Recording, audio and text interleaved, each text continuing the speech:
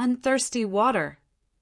Continuing from the previous episode, in the conversation between the Samaritan woman and Jesus, the Samaritan woman, when Jesus was asked, "Are you greater than Jacob?"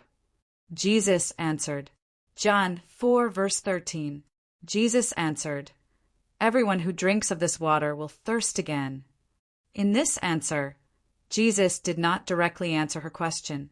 Jesus did not say that he himself was greater than Jacob. Jesus did not despise or underestimate Jacob or Jacob's well. But the important thing is that human thirst cannot be completely eliminated. In a warm and gentle manner, Jesus endured all her taunts and ridicule and taught her about living water that would not quench her thirst. He wanted to remind her of the core truth that this living water completely quenches human thirst and cannot be compared to any other water.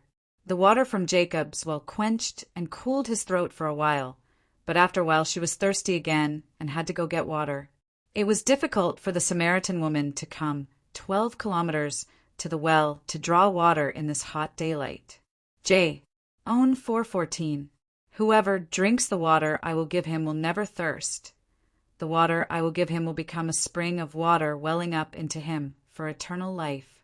Here, Jesus speaks of the gospel of grace itself, of enjoying complete freedom from sin, the cause of human suffering, sorrow, and death. The soul that has sinned is essentially like a desert, and like a traveler wandering through such a desert. It searches for its own peace and satisfaction, but finds it nowhere. We try every means and method to find it, but it is in vain. The sinner seeks joy in wealth and pleasure, but is not satisfied.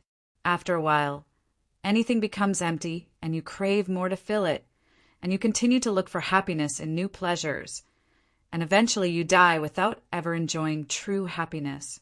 To such a weary and dissatisfied sinner, the grace of Christ is like living water to a thirsty soul. Anyone who drinks that living water will never be thirsty. Only then will they be truly satisfied.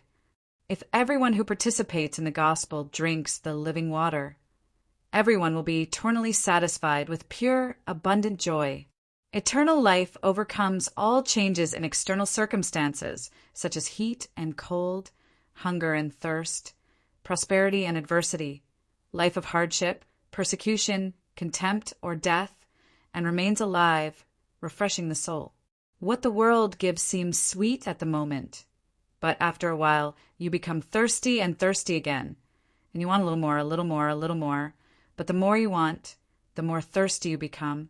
The emptiness grows bigger and bigger, and it can never be filled. Even if the believers are in a difficult situation due to the storms of the world, they will rely entirely on God and endure and overcome the situation, because the Lord is with them. John 4 verse 15. And the woman said, "Lord, give me this water, that I may not thirst, and that I may not come hither to draw water." Not only did the Samaritan woman still not know who Jesus was, but she also did not understand what Jesus was saying. This shows how difficult and slow it is for non-believers to understand the word of truth.